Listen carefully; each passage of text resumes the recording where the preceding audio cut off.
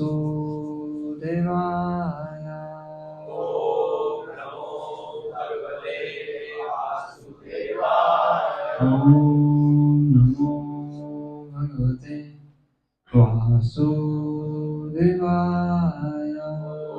ओम नमो भगवते वासुदेवाय। ओम नमो भगवते वासुदेवाय। ओम नमो भगवते वासुदेवाय। नारायणं नमस्कृत्य नरं चैव नरोत्तमं देवीं सरस्वतीं व्यासं ततो जयमुदीरये। नष्टप्रायेषु भद्रेषु नित्यं भागवतसेवया भगवती उत्तमश्लोके भक्तिर्भवति नैष्ठिकी। कृष्णाय वासुदेवाय देवकी नन्दनाय च नन्दगोपकुमाराय गोविन्दाय नमो नमः। गोविन्दाय नमो नमः। Srimad Bhagavatam first canto chapter number 30 verse number first canto chapter 30 verse number 11 to verse number 23 23rd verse हम रिसाइट करेंगे।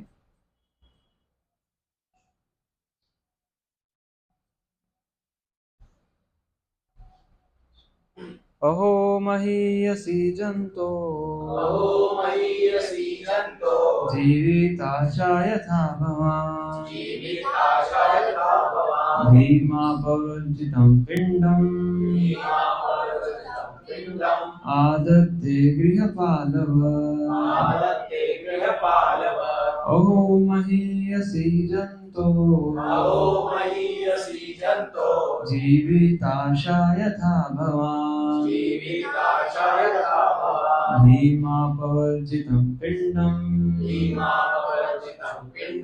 आदत्ते गृहपालव।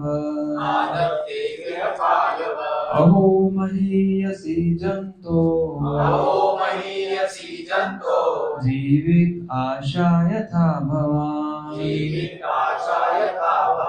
भीमा पवर्जितं पिण्डम् आदत्ते गृहपालव। अहो महीयसी जंतो जीविताशा यथा भवान् भीमा पवर्जितं पिण्डम् आदत्ते गृहपालव।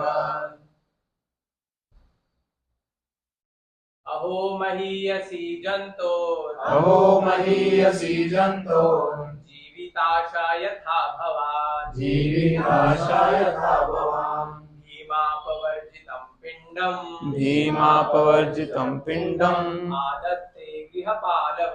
आदत्ते गृहपालव। अहो महीयसी जंतो जीविताशा यथा भवान् भीमा पवर्जितं पिण्डम् आदत्ते गृहपालव।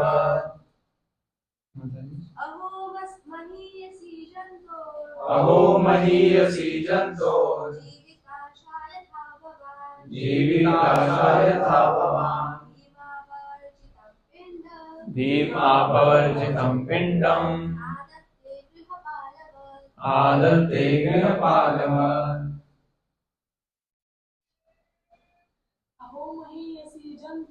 अहो महीयसी जंतो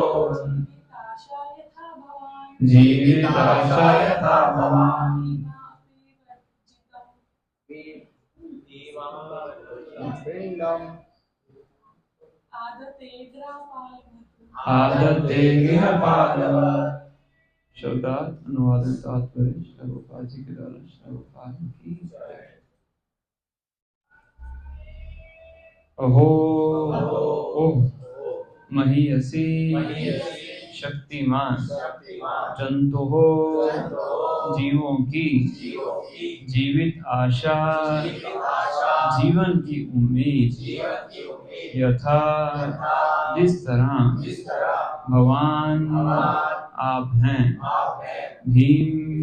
भीमसेन युधिष्ठिर के भाई के अपवर्जितम जूठा पिंडम भोजन आदत्ते खाया गया गृहपालव घरेलू कुत्ते के समान। अनुवाद पीछे दोहराइए। ओहो प्राणी में जीवित रहने की कितनी प्रबल इच्छा होती है। निश्चय ही आप एक घरेलू कुत्ते की भांति रह रहे हैं और भीम द्वारा दिए गए जूठन को खा रहे हैं। कौन बोल रहे हैं? विदुर जी। किनको? धृतराष्ट्र को बोल रहे। क्या बोल रहे हैं उनको यहाँ पे? किससे तुलना किया उन्होंने? पेट डॉग होता है ना, पेट डॉग। वो भाई तात्पर्य क्या बताते हैं?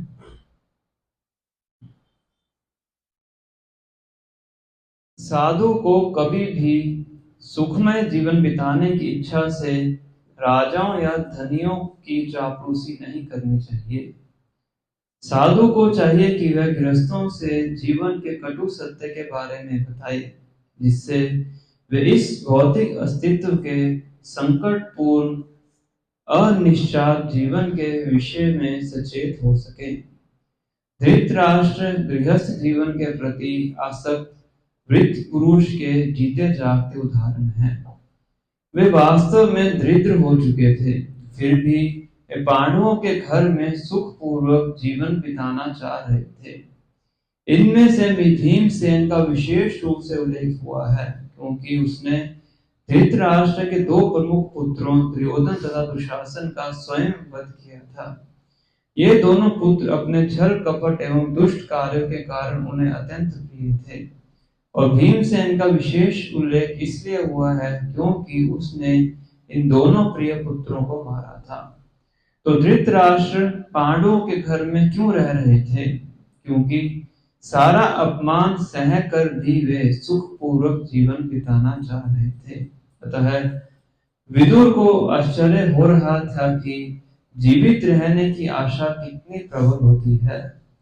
यह जीवित आशा सूचित करती है कि जीव शाश्वत है और वह अपने शारीरिक निवास स्थान को बदलना नहीं चाहता।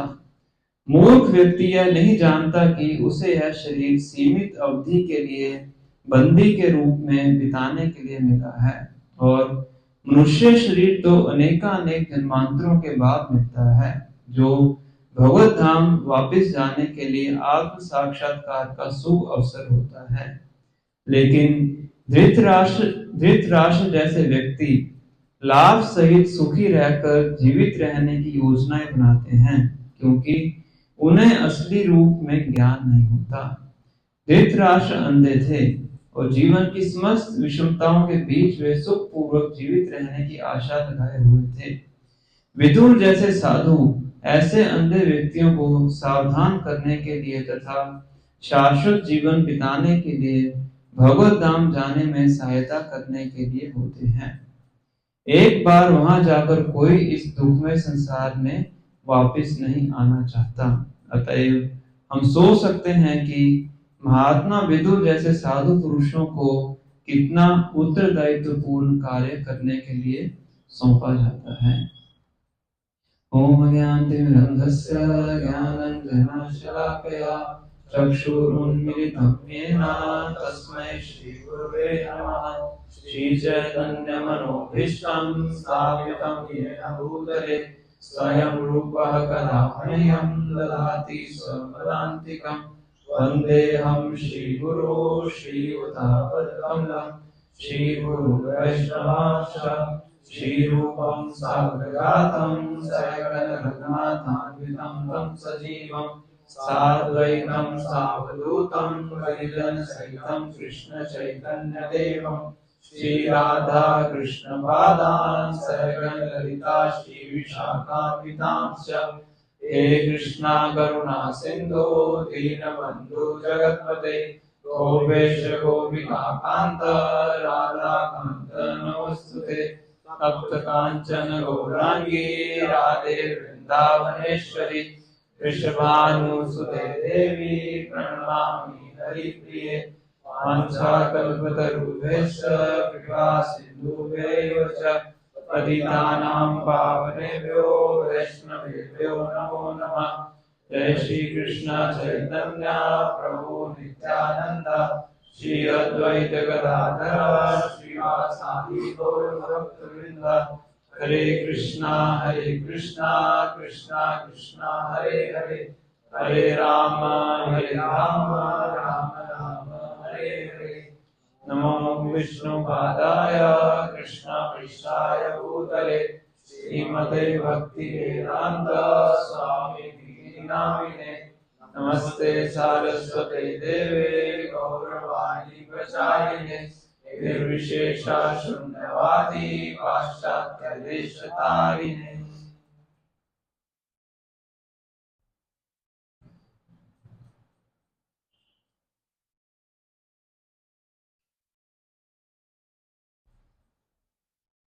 हरे कृष्णा। हार्दिक स्वागत है। शुरू करने से पहले आप सबसे निवेदन है कि अपना मोबाइल फोन साइलेंट पे कर दीजिए ताकि कथा में कोई बाधा ना आए।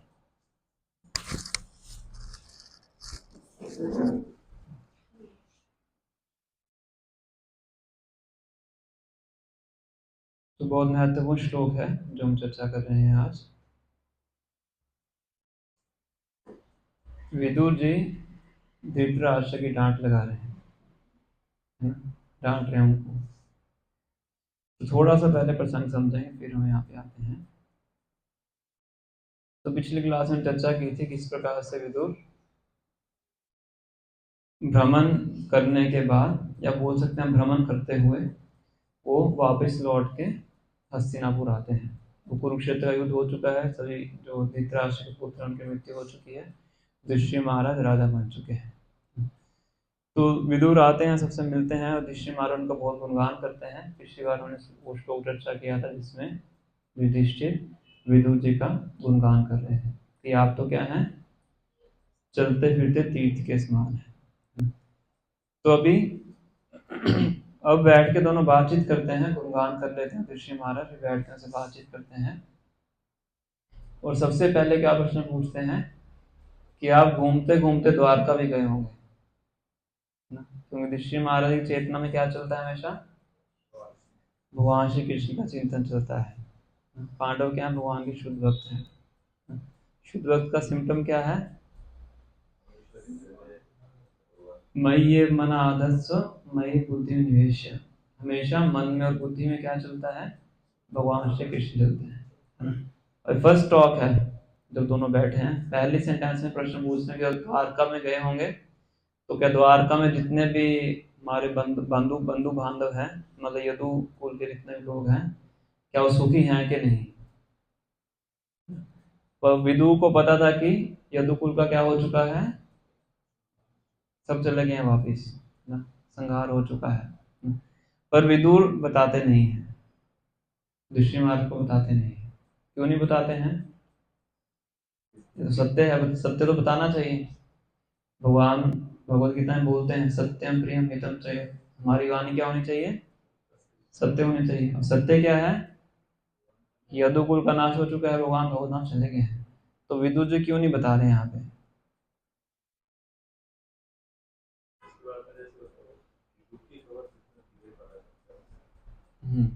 वो सब कुछ बता देते हैं, बस यदुकुल का विनाश नहीं बताते हैं, है ना? क्यों? क्योंकि पांडवों को दुखी नहीं देख सकते हैं, विदुर पांडवों को दुखी नहीं देख सकते हैं। तो यहाँ पे प्रभुपाद जी तात्पर्य में चाणक्य पंडित को कोट करते हुए बताते हैं कि नीति शास्त्र में बताया गया है कि दुख की खबर है उसको जितना डिले कर सके उतना अच्छा है, क्योंकि दुख की खबर तो आएगी ही, ऐसा तो है नहीं कि अगर आप नहीं बताओगे तो नहीं आएगी, वो तो आएगी ही, पर जितना डिले कर सकते हैं उतना डिले करना अच्छा है। तो इसलिए विदुर जी बताते नहीं। और मुख्य कारण विदुर जी का क्या था यहाँ पे आने का?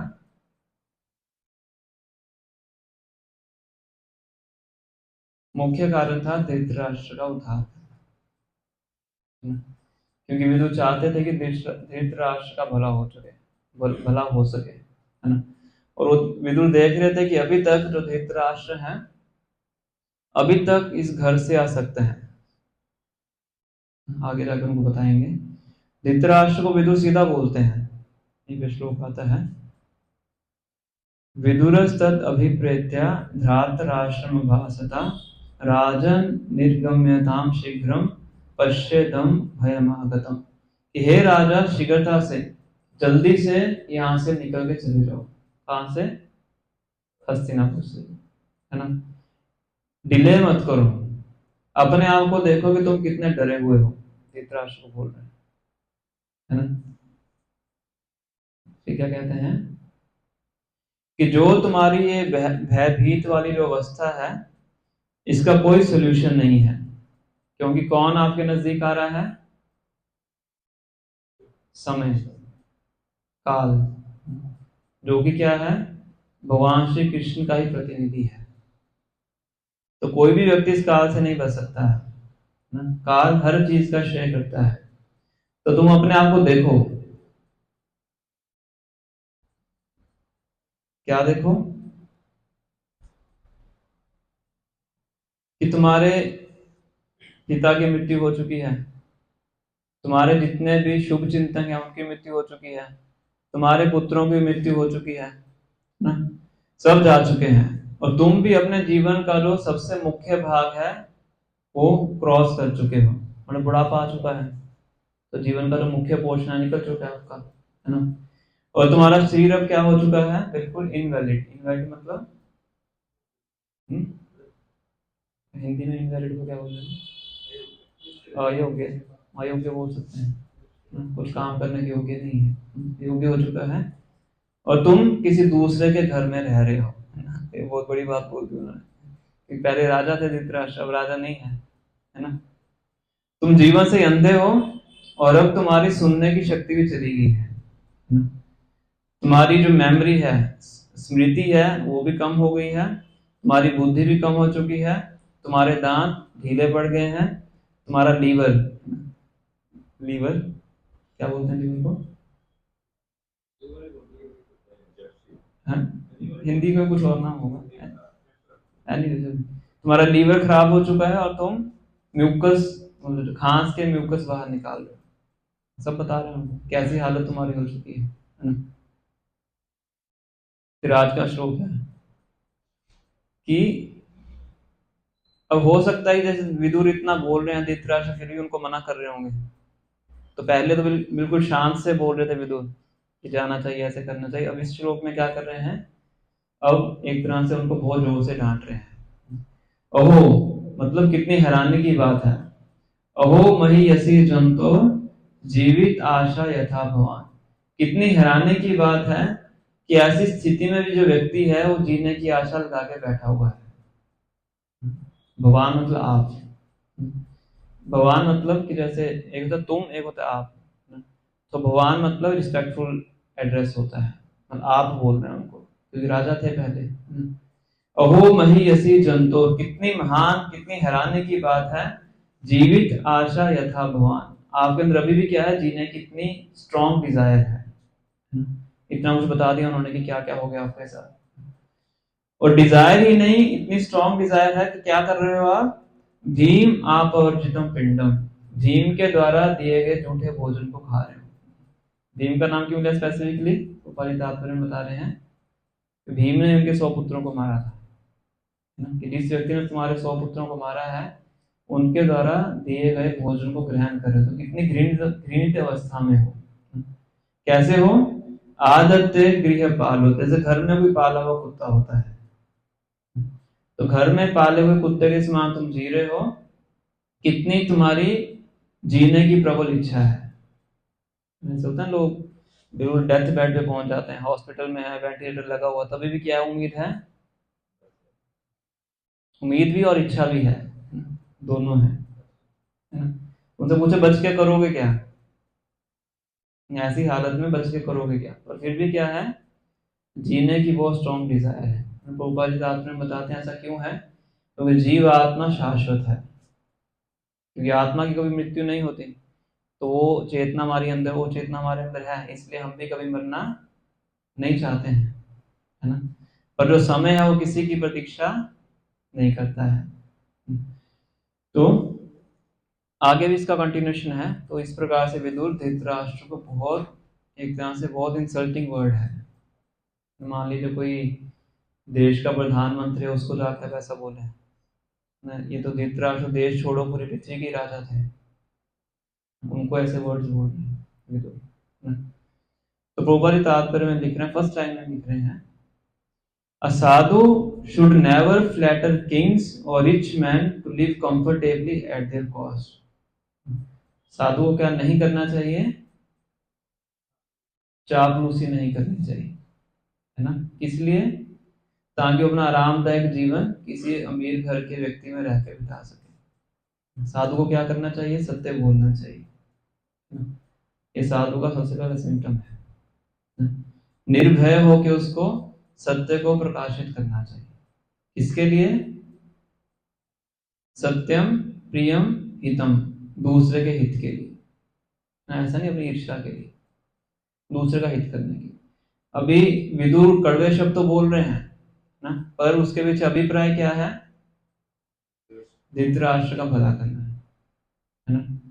A sadhu is to speak to the householders about the naked truth of life so that they may come to their senses about the precarious life in material existence. एक साधु को सत्य बोलना चाहिए, जीवन के सत्य के बारे में सत्य बोलना चाहिए, ताकि जो घर के अंदर असक्त लोग हैं वो इस भौतिक जगत की भयावह स्थिति को समझ सके। कई बार घर में होता है ना कि लोग घर में मृत्यु शब्द भी इस्तेमाल नहीं करना चाहते।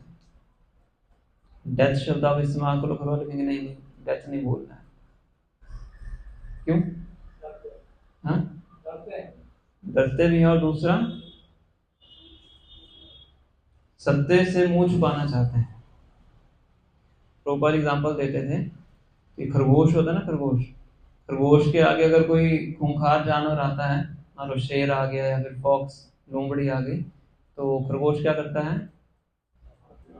आंखें बंद कर लेता है। उसको लगता है कि आंखें बंद करूंगा मतलब वो चला गया, आंखें मूंद लेता है। आंखें मूंद ली मतलब संकट चला गया, पर संकट गया है, वो तो बल्कि और आराम से आएगा, उसको फीस्टिंग की तरह खाएगा, है ना। तो इसी प्रकार से हम भी क्या करना चाहते हैं? सत्य से आंखें मूंदना चाहते हैं ना। मृत्यु शब्द इस्तेमाल मत करो, है ना। किसी को बोल दो कि तुम्हारी मृत्यु होने वाली है, ऐसा क्यों बोल रहे हो? तुम्हारी मृत्यु हो जाएगी 20 साल के बाद, ऐसा क्यों बोल रहे हो? क्योंकि सच्चाई से क्या करना चाहते हैं? आंखें मूंदना चाहते हैं। उनको लगता है कि हम नहीं सुनेंगे मृत्यु के बारे में तो मृत्यु नहीं आएगी, ऐसा नहीं है। काल तो जो मृत्यु है वो कहते हैं कालो अस्मि लोक क्षय कृत प्रवृत्तो, भगवद गीता में भगवान अर्जुन को बताते हैं काल कौन है? मैं हूँ, मेरा ही प्रतिनिधित्व करता है। तो इसलिए काल को हरा पाना किसी के भी बस की बात नहीं है। तो समझदारी इसमें है कि सच्चाई को स्वीकार करें और उसका सॉल्यूशन ढूंढें, है ना। सबसे पहले क्या है? ट्रुथ को स्वीकार करें, रियलिटी को एक्सेप्ट करें, है ना। हमें रियलिस्टिक वर्ल्ड में जीना चाहिए, इल्यूजरी वर्ल्ड में नहीं जीना चाहिए, भ्रमित जीवन में नहीं जीना चाहिए। तो जब हम रियलिटी को एक्सेप्ट करेंगे तभी उसका क्या करेंगे? हम सॉल्यूशन ढूंढेंगे। और पोपारी तात्पर्य में लिखते हैं कि ये साधुओं की सबसे बड़ी जिम्मेवारी है। We can just imagine how responsible a task is entrusted to a sadhu like Mahatma Vidur. क्या ड्यूटी है साधुओं की? इस रियलिटी को लोगों को दिखाना। जो कि इस रियलिटी को नजरअंदाज करना चाहते हैं, उनको इस सत्य के बारे में क्या करना, अवगत करना। ये उनकी क्या है? ऑप्शनल है, ड्यूटी है। ये उनकी ड्यूटी है ना?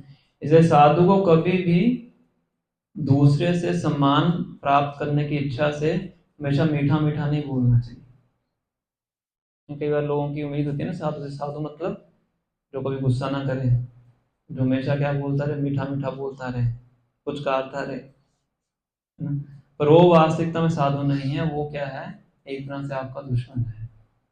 गुरु महाराज बोलते थे कि अगर अगर कोई सीनियर डिवोटी किसी जूनियर डिवोटी को गलती करने पे डांटता नहीं है, तो वो सीनियर डिवोटी क्या है? उसका वो दुश्मन है, क्योंकि वो उनको सही रास्ते पे नहीं लेके जा रहे। अगर गलती नहीं बताएंगे तो गलत रास्ते पे चलता जाएगा, एक दिन भक्ति से बाहर चला जाएगा। तो साधु को कभी भी फ्लैटरर नहीं होना चाहिए, सम्मान प्राप्त करने की इच्छा। फ्लैटरी करेंगे तो सामने वाला सम्मान देगा ना, तुम मेरा गुणगान करो, मैं तुम्हारा गुणगान करूंगा, है ना? पर साधु को ऐसा नहीं होना चाहिए। उनको क्या करना चाहिए? सत्य का पर्दा दिखाना चाहिए। जैसे कि विदुर यहाँ पे क्या कर रहे हैं? धृतराष्ट्र को सत्य बता रहे हैं ना? ऐसी तुम्हारी हालत हो चुकी है, दांत गिर चुके हैं, सुनना खत्म हो गया है, मेमोरी खत्म हो गई है, अंधे तो पहले से थे तुम, है ना? तुम्हारे जीवन का जो सबसे मुख्य भाग है वो जा चुका है, सारे तुम्हारे रिलेटिव जा चुके हैं, और जिसने तुम्हारे पुत्रों को मारा है उनके द्वारा दिए गए खाने को तुम खा रहे हो।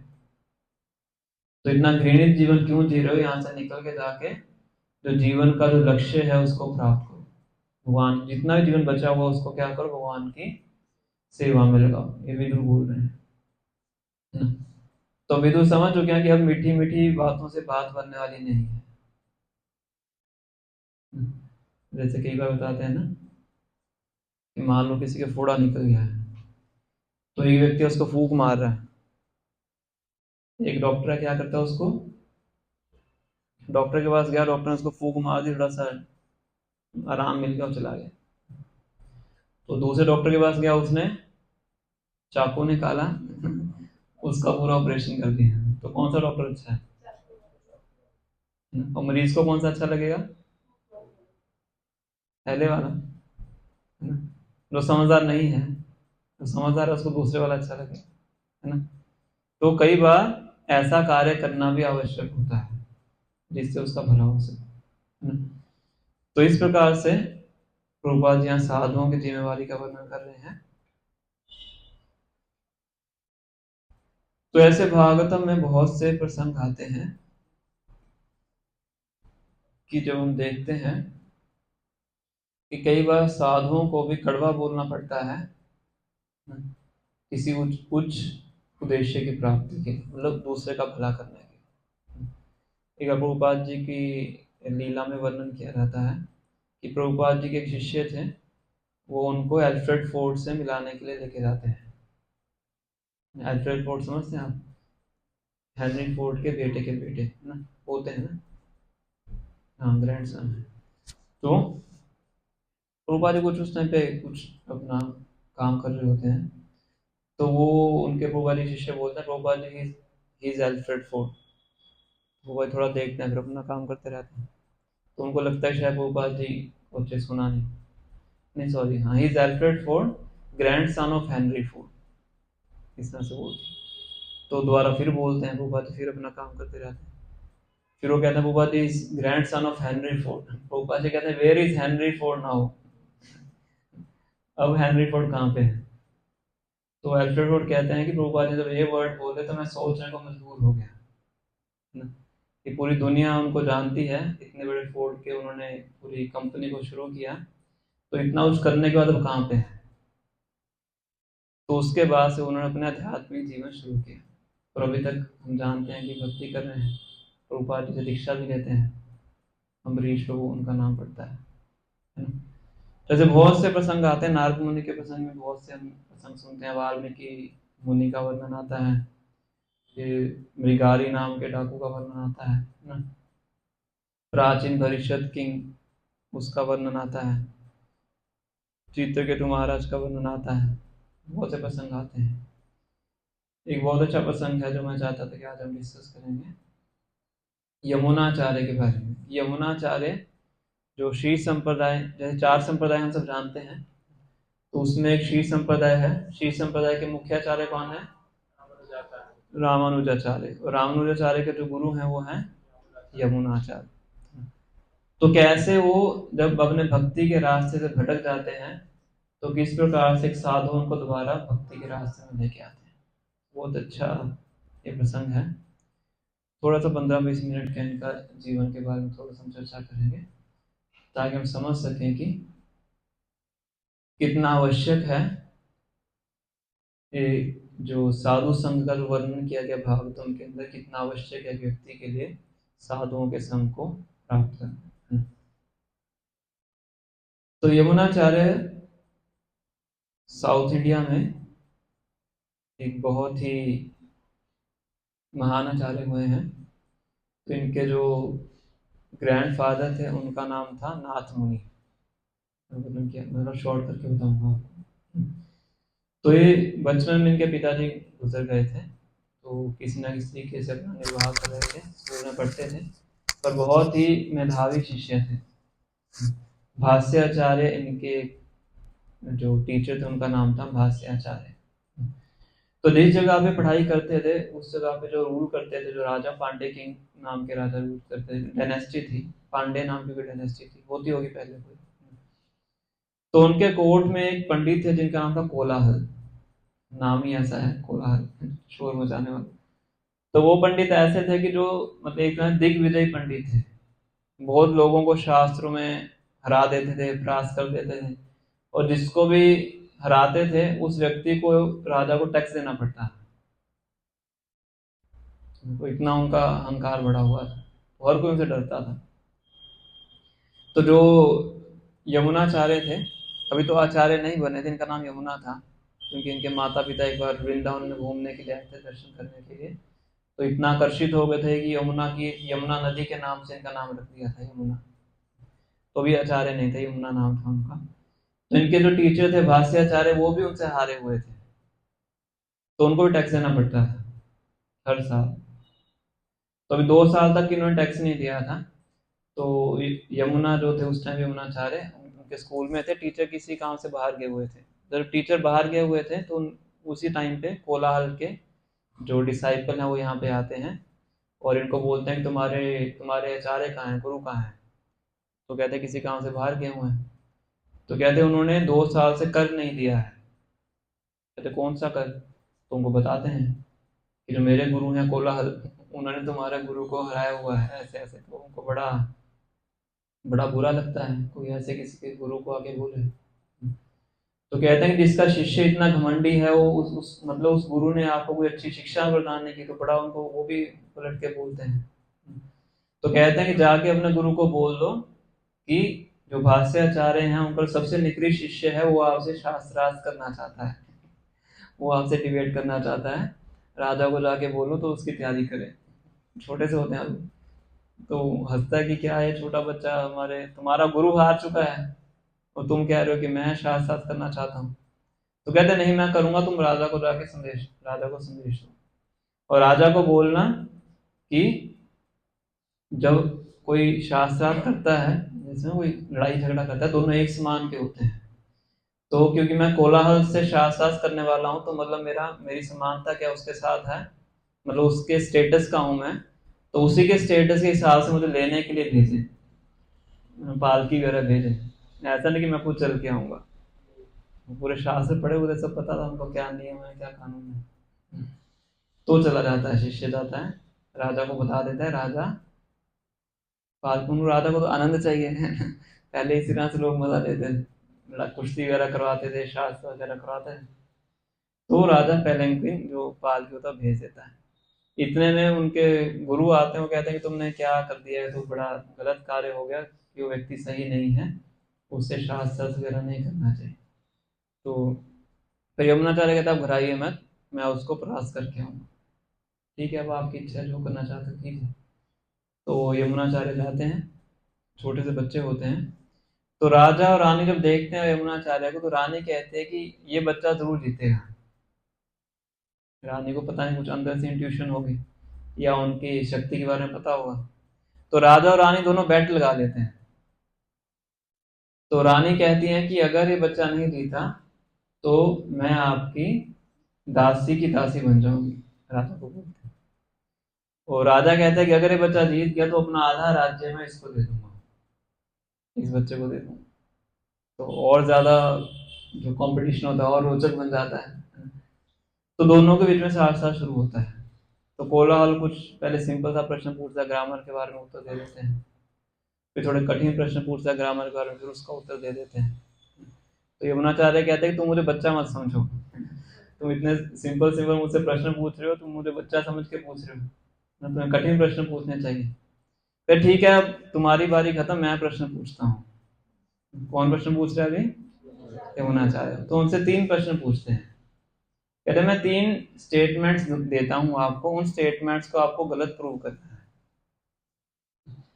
तो कहते पहली स्टेटमेंट है, तुम्हारी जो मदर है, तुम्हारी जो माँ है, वो बांझ स्त्री नहीं है। इसको गलत प्रूव करके दिखाओ। वो उनका सिर चकरा जाता है ना, कि मैं तो उनका पुत्र हूँ। तो अगर वो बांझ होगी, बांझ मतलब जो बैरन होती है, उसका कोई संतान नहीं हो सकती है। बांझ नहीं है, इसको गलत प्रूव करना है। मतलब वही हो गया कि यही प्रूव करना है कि बांझ नहीं है। सर घूम जाता है उनका, कोलाहल का। फिर ठीक है, दूसरी स्टेटमेंट बताता हूँ। दूसरी क्या है कि हमारा जो राजा है वो बहुत ही नैतिकता और धर्म का पालन करने वाला है। इसको गलत प्रूव करो राजा के सामने, फिर चक्कर खा जाता है। फिर तीसरा सबसे स्ट्रॉन्ग, जो हमारी रानी है वो सावित्री की तरह सती स्त्री है। इसको गलत प्रूव करो। तो वो तो बिल्कुल चुप कर जाता है कोलाहल। तो चुप करने के बाद गुस्सा आ जाता है कि हार गया। तो कहते नहीं नहीं, तुमने गलत प्रश्न पूछे हैं, तुम खुद ही इसको रिफ्यूट करके दिखाओ ना। तो सब बोलना शुरू करते हैं, हाँ हाँ इसको गलत प्रूव करके दिखाओ। तो एक एक करके बताते हैं। तो कहते हैं मनु संहिता में बताया गया है कि जिस स्त्री के एक पुत्र हो, एक संतान हो, वो क्या है? वो बैरन है। तो तुम्हारी जो माता है उसके तुम अकेले पुत्र हो, तो तुम्हारी माता क्या होगी? बांझ है। तो गलत प्रूव कर दिया। अब दूसरा, कि जो राजा है हमारे क्या है? नैतिकता तो धर्म का पालन करते हैं। तो कहते हैं राजा को अपनी प्रजा का 1/6 रिएक्शन देना पड़ता है। प्रजा जो भी कार्य करती है उसका जो 1/6, जो जो भी कह लीजिए, उसका दायित्व है वो राजा के ऊपर है। तो प्रजा के अंदर अच्छे लोग भी हैं, बुरे लोग भी हैं।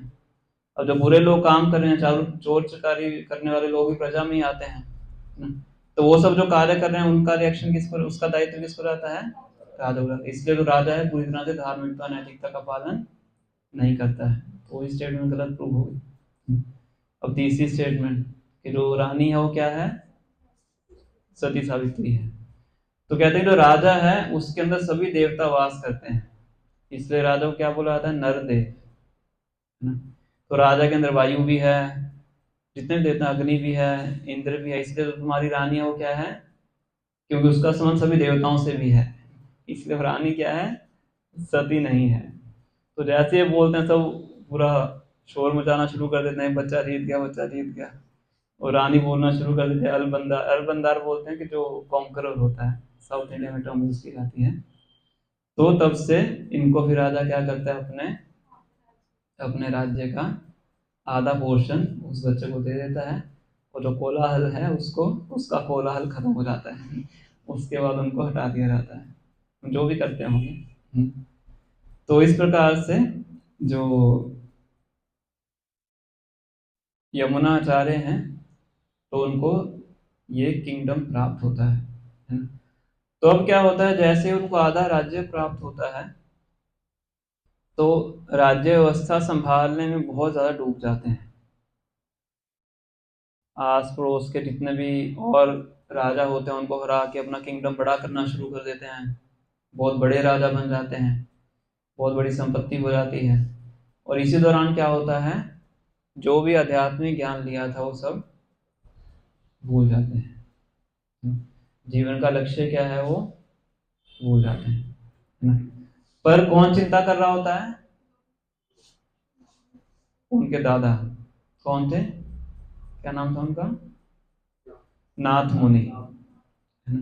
तो जो नाथ मुनि थे वो अपने पुत्र की मृत्यु के बाद, मतलब यमुना के पिताजी की मृत्यु के बाद वो संन्यास ले चुके होते हैं।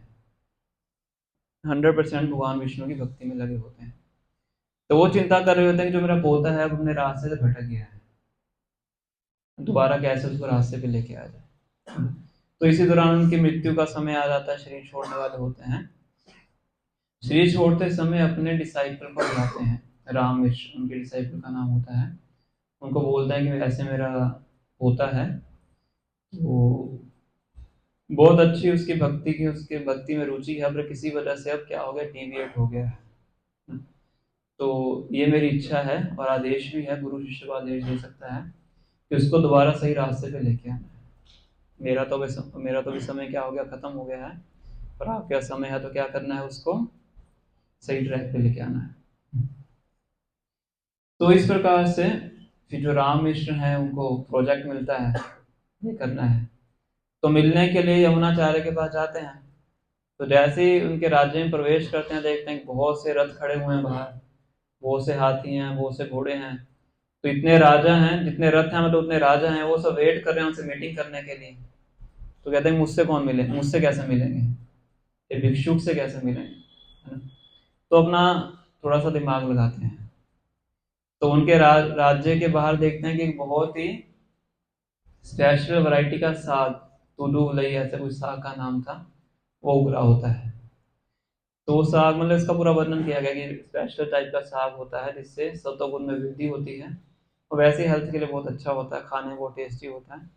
तो क्या करते हैं, उस साग को तोड़ते हैं और राजा के जो कुक होते हैं, हेड कुक, उनको जाके देते हैं। उनका एक सन्यासी है, कुछ राजा के लिए खाने के लिए लेके आया है, तो उसको बताते हैं कि बहुत अच्छा है राजा की हेल्थ के लिए, तो राजा को इसको बना के खिलाना, मुझे बताना राजा को कैसा लगा। तो अगले दिन फिर आते हैं तो बताते हैं कि राजा को बहुत अच्छा लगा। फिर ठीक है मैं रोज लेके आऊंगा। तो रोज उनके लिए क्या लाते हैं, वो तुरुलाई नाम का साग लेके आते हैं। 2 महीने लगातार लाते हैं। उसके बाद एक दिन छोड़ देते हैं, एक दिन की छुट्टी कर देते हैं। क्यों करते हैं? हाँ, तो जब 2 महीने लगातार खाए राजा ने, एक दिन नहीं मिलेगा तो पूछेगा कौन लेके आता है। तो उन्होंने पूछा कि कौन लेके आता, उन्होंने बताया कि एक सन्यासी है वो लेके आता है।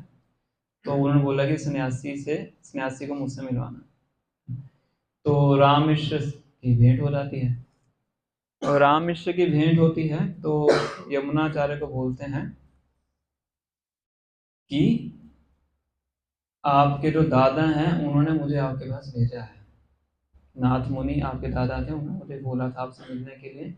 तो बहुत बहुत महत्वपूर्ण धन वो आपके लिए छोड़ के गए हैं। इतना महत्वपूर्ण है कि वो जो धन है उसको, उसकी सुरक्षा करने के लिए 7 दीवारें हैं, और उसके बाद एक बहुत बड़ा सांप है जो उस धन की रक्षा कर रहा है। तो इतना महत्वपूर्ण है कि एक राक्षस है, हर 12 साल में आके वो देखता है कि वो धन यहाँ पे है कि नहीं, और 2 नदियों से घिरा हुआ है, और एक स्पेशल मंत्र का उच्चारण करने के बाद उस धन को प्राप्त किया जा सकता है। तो उनको लगता है कि पता नहीं कितना बड़ा धन है, तो वैसे मुझे धन की आवश्यकता है ना, राज्य को और बढ़ाना है आगे, धन की कमी है, तो मुझे वो धन चाहिए। तो कहते ठीक है आप मेरे साथ चलो, मैं आपको वो धन के पास लेके जाऊँ। तो वो कैसे स्कीम लगा रहे हैं भक्त बनाने के लिए। तो ठीक है मैं सब अपने सेना को लेके चलूंगा। सेना को नहीं, आपको अकेले जाना है। तो उनको अकेले लेके जाते हैं। तो कौन से धन की बात करें यहाँ पे? अध्यात्म धन तो है। साउथ इंडिया में कौन है, कौन से नारायण है? और रंगनाथ जी, रंग क्षेत्र में है रंगनाथ। तो रंगनाथ जी की बात कर रहे थे। जो रंगनाथ जी का मंदिर है श्रीरंगम में, वो 7 दीवारों के अंदर है, और भगवान किसके ऊपर है? अनंत शेष के ऊपर है, सांप प्रोटेक्ट कर रहा है। और ये जो डीटीज है रंगनाथ जी किन्होंने बनवाए थे? विभीषण ने बनाए थे। विभीषण डीमन है, असुर परिवार के हैं। वो बताया जाता है कि हर 12 साल में दर्शन करने आते हैं विभीषण। और 2 नदियां हैं, कावेरी है, दूसरी मुझे बता दें। और कौन से मंत्र से उस धन को प्राप्त किया जा सकता है? हरे कृष्णा कृष्णा कृष्णा हरे हरे, हरे राम राम राम हरे हरे। तो ये उनकी स्कीम थी। तो उनको लेके जाते हैं यमुना। यमुना जो थे अभी तो राजा थे, तो रास्ते में एक जगह पे रुकते हैं, पेड़ के नीचे रुकते हैं। अब रामेश्वर क्या करते हैं, जानबूझ के गीता के श्लोकों का उच्चारण करना शुरू कर देते हैं, पूरी गीता के श्लोक उच्चारण कर देते हैं। और जब यमुनाचार्य इन श्लोकों को सुनते हैं तो पुरानी स्मृति उनकी वापस आनी शुरू होती है। तो बताया जाता है जो 12वें अध्याय के 8वें श्लोक में आते हैं, मय्ये मनाधस्व मयि बुद्धि निवेश्य निवशिष्यसि मय्येव अतः ऊर्ध्वं संशयः। भगवान भगवत में बताते हैं कि अपने मन को मेरे अंदर लगाओ, अपनी बुद्धि को मुझ में निवेश करो। अगर ऐसा तुम करोगे तो निश्चित रूप से मेरे पास लौट के वापस आओगे, इसमें कोई भी संदेह नहीं है। जब ये श्लोक आता है तो यमुनाचार्य जोर जोर से रोना शुरू कर देते हैं। तो उनको पता लग जाता है कि मैं वो अपने रास्ते से भटक चुका हूँ, है ना। तो कौन सा धन मेरे पास पहले था मैंने खुद ही गवा दिया है। जीवन के लक्ष्य को भूल के मैं क्या कर रहा हूँ, जो अस्थायी चीजें हैं उनको प्राप्त करने के पीछे भाग रहा हूँ। धन है, ऐश्वर्य है, संपत्ति है, उसको प्राप्त करने के लिए मैंने क्या कर दिया है, जो सबसे मूल्यवान संपत्ति है उसको मैंने खो लिया है। तो बहुत विलाप करते हैं, बहुत रोते हैं। तो फिर राम विष्णु को बताते हैं कि ये आपके दादाजी की इच्छा थी, नाथ होने चाहते थे कि आप भक्ति में वापस आए। तो यमुनाचार्य फिर उनको कहते हैं कि अब बहुत हो गया, अब मुझे क्या करना है, अब जो बचा हुआ जीवन है भगवान विष्णु की भक्ति में लगाना है। तो कहते हैं अब मुझे किसी धन की आवश्यकता नहीं है, तो जहां हम जा रहे थे वहां मुझे जाने की आवश्यकता नहीं। तो राम विष्णु कहते नहीं, वहां तो मुझे आपको लेके जाना है, वो असली धन है। फिर उनको ले जाते हैं वहां पे श्रीरंगम में जाके रंगनाथ जी के दर्शन करवाते हैं। फिर वहीं पे यमुनाचार्य राम मिश्र को अपना गुरु स्वीकार करते हैं।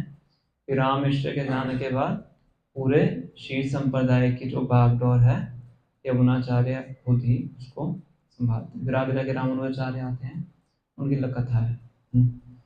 तो इस प्रकार से हम देखते हैं कि जैसे प्रभुपाद जी तात्पर्य वर्णन कर रहे हैं कि जो विदुर जैसे जो महात्मा हैं उनका एक क्या है, दायित्व है कि वो खास करके यहाँ पे गृहस्थ जीवन का उल्लेख किया गया है कि गृहस्थ जीवन में डिविएट होने के चांसेस बहुत ज्यादा होते हैं, क्योंकि उसमें क्या है बहुत ही जगह से डीलिंग करनी पड़ती है।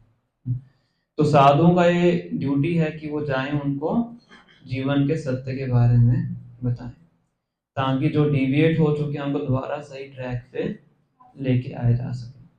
और उसके लिए कई बार कटु वचन भी बोलने पड़ते हैं, जैसे कि विदुर धृतराष्ट्र कटु वचन बोल रहे हैं, है ना। तो उसको सुनने के लिए तैयार होना चाहिए। बताया जाता है कि जो गुरु की डांट है, चैस्टाइजमेंट है, उससे शिष्य का शुद्धिकरण होता है। कोई शिष्य गलती करता है, प्रभुपाद जी बहुत जोर से डांटते थे, ट्रेनिंग देते थे प्रभुपाद जी। तो वो किसके लिए होता था, उनके बेनिफिट के लिए होता था। ऐसा नहीं कि प्रभुपाद जी तमोगुण में आगे गुस्सा कर रहे हैं। एक बार शायद लंदन की घटना है, किस जगह मुझे याद नहीं, तो प्रभुपाद जी के शिष्यों ने बहुत बड़ा अरेंजमेंट किया था डीटी इंस्टॉलेशन करने के लिए, बहुत बड़ा यज्ञ वगैरह उन्होंने बनाया था। अब ट्रेनिंग वगैरह कुछ ज्यादा थी नहीं, तो बहुत सी गलतियां की थी उन्होंने। प्रभुपाद जी पुष्प मांगे कुछ और ही लाके दे दिए, उनको पता नहीं था पुष्प क्या होते हैं। तो ऐसे बहुत कुछ प्रभुपाद जी बहुत गुस्सा होते हैं, बहुत उनको बोलते हैं। फिर प्रभुपाद जी सब कुछ खत्म करने के बाद अपने रूम में जाके बैठ जाते हैं। सभी शिष्य सोचते हैं कि प्रभुपाद जी को नाराज कर दिया हमने, तो उनसे उनके पास जाते हैं, कुछ माफी वगैरह मांगते हैं, अपने गुरु को नाराज कर दिया। तो थोड़ा सा दरवाजा खोल के देखते हैं, प्रभुपाद अपनी रॉकिंग चेयर पे बैठे होते हैं, आराम से माला कर रहे होते हैं, उनको गुस्सा ही नहीं है ना। मतलब कि जो उस स्तर के भक्त होते हैं वो कभी भी तमोगुण रजोगुण में आके गुस्सा नहीं करते हैं, वो केवल दूसरे के हित के लिए क्रोध दिखाते हैं ताकि उसका भला हो सके। क्योंकि फर्स्ट टाइम हमने क्या समझी थी कि साधु को फ्लैटरर नहीं होना चाहिए, सत्य के बारे में बताना चाहिए। ऐसा ही श्रील प्रभुपाद जी गुरु महाराज से पहले दिन उन्होंने प्रभुपाद जी को बोल दिया था। प्रभुपाद जी को बोला कि तुम एक पढ़े लिखे नवयुवक हो, तुम क्यों चैतन्य महाप्रभु के संदेश को पाश्चात्य देश में जाके प्रचार नहीं करते। प्रभुपाद जी कहते हैं कि अभी तुम्हारा देश गुलाम है, पहले देश को आजाद करवाएं। तो भक्तिसिद्धांत महाराज क्या कहते हैं, असली गुलामी आत्मा की है जो कि इस भौतिक जगत में फंसी हुई है। तो इन देश की आजादी गुलामी से कोई फर्क नहीं पड़ता है। ये संदेश इतना महत्वपूर्ण है, ये इमरजेंसी सिचुएशन है, तो आपको जाके इसका प्रचार करना चाहिए। तो प्रभुपाद जी कहते हैं कि पहली बार मुझे लगा कि मुझे किसी ने हराया है। प्रभुपाद जी डिबेट वगैरह करते थे, हमेशा जीतते थे। तो इस प्रकार से यहाँ पे वर्णन किया गया है।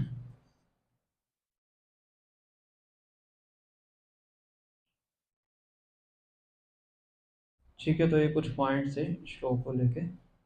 आगे और विदुर धृतराष्ट्र को बोलेंगे, वो फिर हम नेक्स्ट सेशन में डिस्कस करेंगे।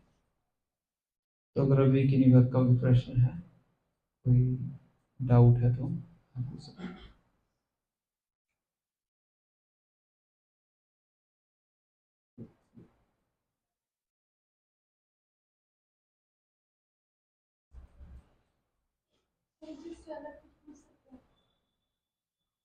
उड़ीसा में काशीनाथ मिश्र के बारे में सुना है आपने? उनके बारे में पूछना मतलब ऐसा क्या पूछना है आपने? वो किस संप्रदाय से बिलोंग करते हैं, एंड अभी मुझे रिसेंटली कुछ पता चला था उनके बारे में, तो वो फैला रहे उस बात को कि कल के अवतार हो चुका है, ऐसा मतलब पता चला है। तो जिनकी बात आप करें उनका तो मुझे नहीं पता है, क्योंकि चैतन्य महाप्रभु की लीला में भी एक डिवोटी है जिनका नाम काशी मिश्र है। तो मैं सोचा शायद उनके बारे में पूछ रहा हूँ। उनकी ही गुरु थे, वो बोल रहे थे कि जगन्नाथ करके कुछ थे, नाम मुझे याद नहीं है, जिन्होंने पुस्तक लिखी थी, भविष्यवाणी लिखी थी, जिसमें कल के अवतार के बारे में बताया था। और अब ऐसा तो मुझे पता नहीं किन की बात कर रहे हैं। ऐसा तो कलयुग में बहुत लोग हैं तो ये घोषित करते हैं कि हम कल की अवतार हैं, वो कल की अवतार हैं। तो चैतन्य महाप्रभु दो चीजें बताते हैं कि जिससे हम जान सकते हैं कौन अवतार है। पहला है कि उनका वर्णन शास्त्रों में होना चाहिए, और दूसरा उनकी जो एक्टिविटीज है सुपर ह्यूमन होनी चाहिए। ये दो सिम्टम बताते हैं। अगर कोई कहता है कि मैं अवतार हूं, उनको बताइएगा शास्त्रों में दिखाइए कहाँ लिखा है कि आप अवतार हैं। शास्त्र मतलब जो हमारे मुख्य शास्त्र हैं, वेद हैं, ऐसा नहीं खुद का ही शास्त्र लिखा हो कुछ। तो वेद हैं, पुराण है, उपनिषद है, भागवतम है, कहाँ पे आपके अवतार का वर्णन है। फर्स्ट ये। सेकंड है कि आप कोई सुपर ह्यूमन एक्टिविटी करके दिखाइए। भगवान ने गोल्डन उठाया था 7 दिन 7 रात तक, छोटे उल्टे हाथ की छोटी उंगली पे, आप भी उठा के दिखाइए। तो ये दो चीजों से पता कर सकते हैं। अदरवाइज तो बहुत बोलने वाले, कलयुग में तो बहुत हैं लोग बोलने वाले, किस किस की चर्चा करते हैं। धारा धारा करके कुछ आई थिंक है, संप्रदाय क्या है, जो भी हो, तो बहुत अपसंप्रदाय बहुत है। कलयुग तो कलयुग है। अगर एक चीज सही दिखेगी उसके साथ 10 चीज गलत पैदा हो जाती है।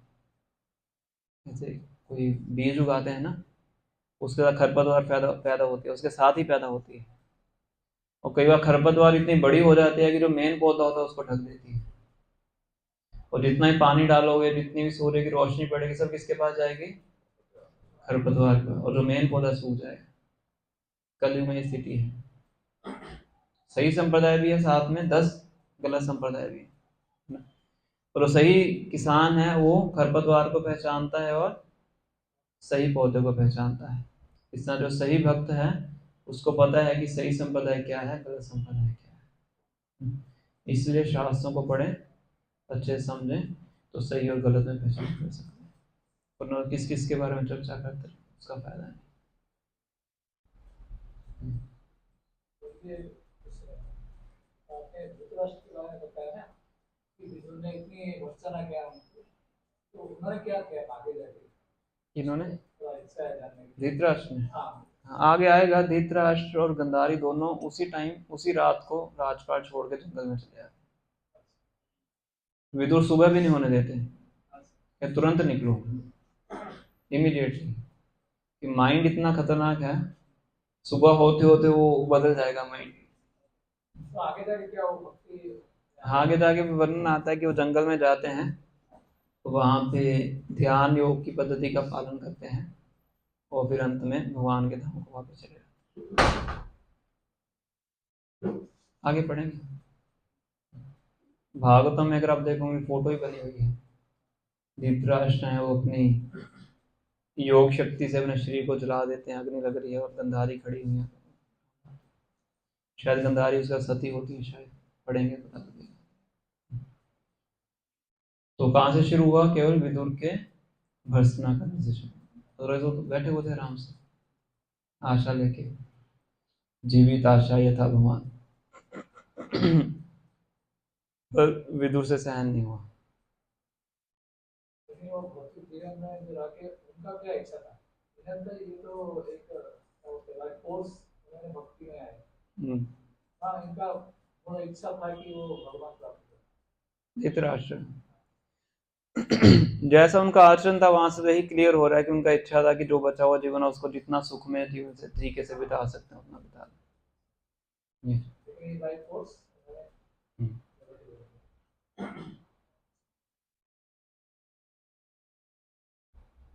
कल्चर तो वैदिक टाइम में वैसे ही होता था, कल्चर का तो लोग पालन करते ही थे, और कल्चर के अंदर शास्त्र वगैरह सब पढ़ते थे।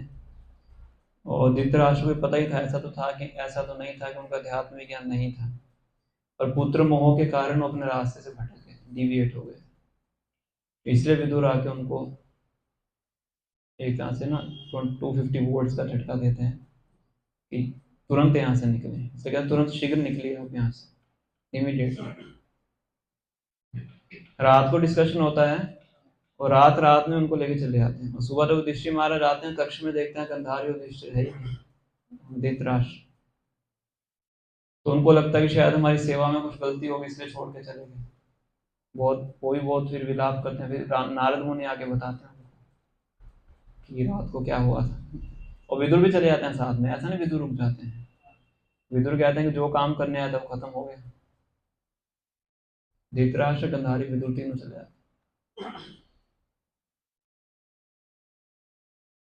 क्योंकि सही समय वानप्रस्थ आश्रम नहीं लिया। विदुर जी का पॉइंट ये था।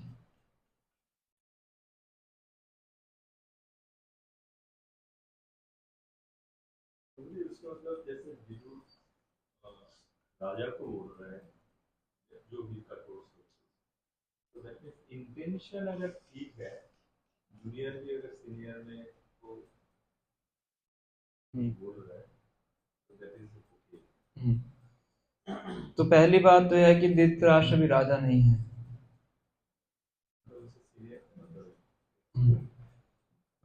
अब आयु में सीनियर हैं, पहले धृतराष्ट्र पैदा हुए थे, विदुर तीसरे नंबर पे पैदा हुए थे। ब्रदर हैं, पर धृतराष्ट्र बड़े भाई हैं। सबसे पहले आई थिंक पांडु नहीं, सबसे पहले धृतराष्ट्र पैदा हुए। हाँ, पर वो राज्य करने के योग्य नहीं थे, ब्लाइंड थे, तो पांडु पैदा होते हैं। फिर पांडु को भी बताया था, वो भी योग्य नहीं थे। पांडु मतलब कि जो व्हाइट कलर होता है ना। फिर उसके बाद थर्ड टाइम जब व्यासदेव से आग्रह करते हैं सत्यवती, तब जाके विदुर पैदा होते हैं। तो आध्यात्मिक दृष्टिकोण से वो सीनियर थे, पर भौतिक उपाधि से जूनियर थे। वो लिखते हैं ना कि महाभागवत है, यमराज है ना, महाजन है, सुपर सीनियर है, 12 टीचर्स में से एक टीचर है। और जो बात आप बोल रहे हैं कि जूनियर सीनियर को, तो वो फिर श्री चैतन्य महाप्रभु के अनुसार मर्यादा का उल्लंघन है।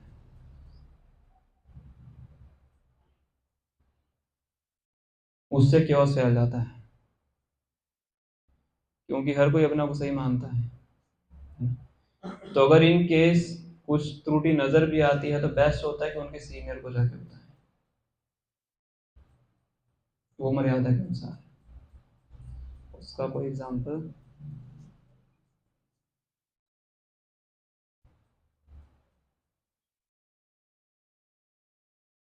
चेक करना पड़ेगा। जैसे एक बार क्या होता है, सनातन गोस्वामी जगन्नाथपुरी में महाप्रभु से मिलने आते हैं, दर्शन करने के लिए आते हैं। तो रास्ते में उनको कोई झारखंड के जंगल से आता है, गलत पानी पीने से कुछ रोग हो जाता है उनको। तो जब जगन्नाथपुरी पहुंचते हैं तो रोग ऐसा हो जाता है कि उनके शरीर से पूरे वो निकल आते हैं, पस वाले वो निकल आते हैं। और महाप्रभु जब भी उनको मिलते थे जगन्नाथपुरी आने का गले लगा लेते थे। और जब गले लगाते तो क्या होता था, सारी पस उनको लग जाती थी, वो उनसे सहन नहीं हो पाता था सनातन गोस्वामी से। तो सनातन गोस्वामी सोचते हैं कि मैं तो जगन्नाथपुरी आया दर्शन करने के लिए, ना ही मैं जगन्नाथ जी के दर्शन कर सकता हूँ, है ना, क्योंकि वो वैदिक समाज से बहिष्कृत थे, मुस्लिम माना जाता था उनको। और ना ही मैं चैतन्य महाप्रभु के समीप जा सकता हूँ, समीप जाता हूँ तो भगवान गले लगा लेते हैं, तो मेरी पस उनके शरीर, तो उस प्रकार से अपराध कर रहा हूँ, तो मेरे जीने का कोई फायदा नहीं। एक बार तो सोच लेते हैं कि मैं जगन्नाथ जी के रथ के नीचे आके अपने प्राण त्याग कर दूं।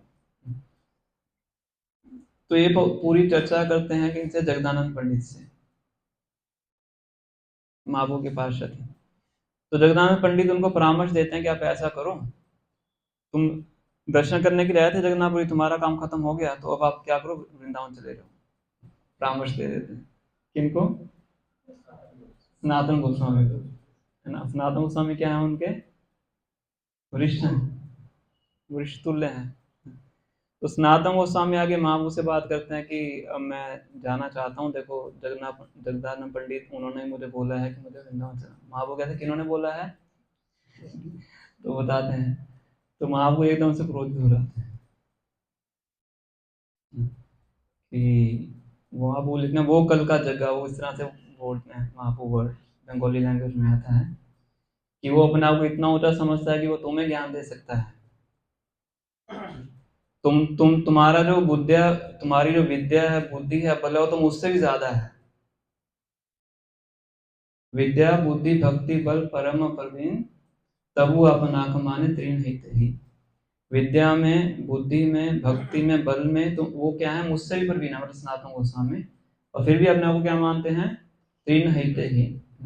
और जगन्नाथ पंडित ये समझ रहा है कि मैं इनको गाइडेंस दे सकता हूँ। महाप्रभु बड़े क्रोधित हो रहा है, मर्यादा को उल्लंघन। तो ये इंसिडेंट मुझे याद आ रहा है, रिवर्स मुझे याद नहीं आ पा रहा है कहीं से कि किसी सही तरीके से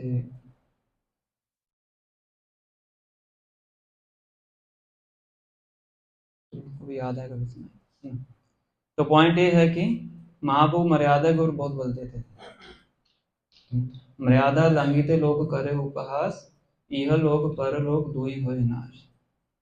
फिर वो मर्यादा को लांघता है, उसका इस लोक में परलोक, मतलब दोनों में क्या हो जाता है, नाश हो जाता है। मर्यादा मर्यादा पालिते हुए साधु भूषण, जो साधु का भूषण क्या है, मर्यादा का पालन कर। तो विदुर यहाँ मर्यादा को उल्लंघन नहीं कर रहे हैं, ध्यान दृष्टिकोण से तो वो वैसे रिनाउंस ऑर्डर ले चुके हैं, है ना। जो सन्यासी होता है, चारों वर्णों चारों आश्रमों में वो एक तरह से लीडर के समान है। ब्रह्मचारी, गृहस्थ, वानप्रस्थ, संन्यास, तो उस तरीके से वो जूनियर तो नहीं, वो सीनियर नहीं, आध्यात्मिक दृष्टिकोण से।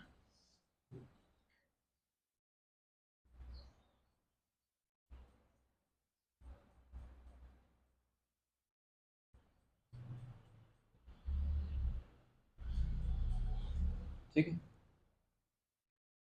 तो यही हम स्टॉप करते हैं। श्री श्री राधाधिकरण भगवान की, श्री श्री कृष्ण भगवान की, श्री श्री जगन्नाथ बलदेव सुभद्रा की, श्री श्री गौर की, रघु श्री प्रभुपाद की, गौर प्रेमानंदे। हरे कृष्णा कृष्णा कृष्णा हरे हरे, हरे राम राम राम